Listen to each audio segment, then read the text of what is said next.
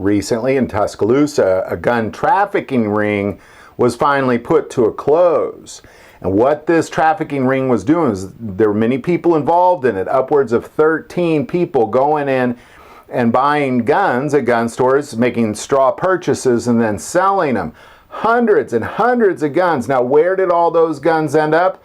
Washington, D.C. is their best guess. So Washington, D.C., the city that has one of the most stringent, ridiculous, anti-Second Amendment gun restrictions, is filling with illegal guns. So guess what, residents of Washington, D.C.? There is hundreds of illegal guns in your neighborhoods, and guess who doesn't have a gun? You don't have a gun because of all the ridiculous anti-Second Amendment laws. And as we see the streets of Washington, D.C. fill up with these illegal firearms, I'm very curious to see how violent gun crime increases on the streets of Washington, D.C.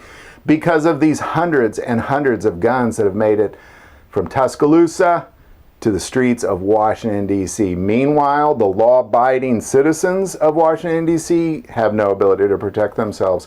Maybe they can call 911 and wait 12 to 17 minutes for the police to arrive.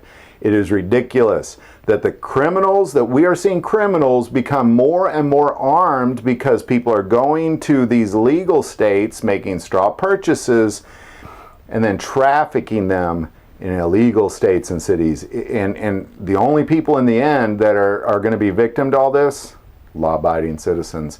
So, this is just recently, this is just broken the last day, that hundreds of guns being straw purchased in Tuscaloosa now being sent or have already been sent to the streets of Washington, D.C., where they're just obviously being sold to criminals only. Love to hear thoughts on any of this. If you have any comments or if you know anything about gun crime increasing in the last month or so in Washington, D.C., put it in the comments below. If you like this video, click like and subscribe. Feel called to support this channel to Patreon, that link is below. But the most important part of this channel, we take prayer requests. Never hesitate to send that in. Thank you for watching this episode of God, Family, and Guns. And as always, love God, love your family, and love guns.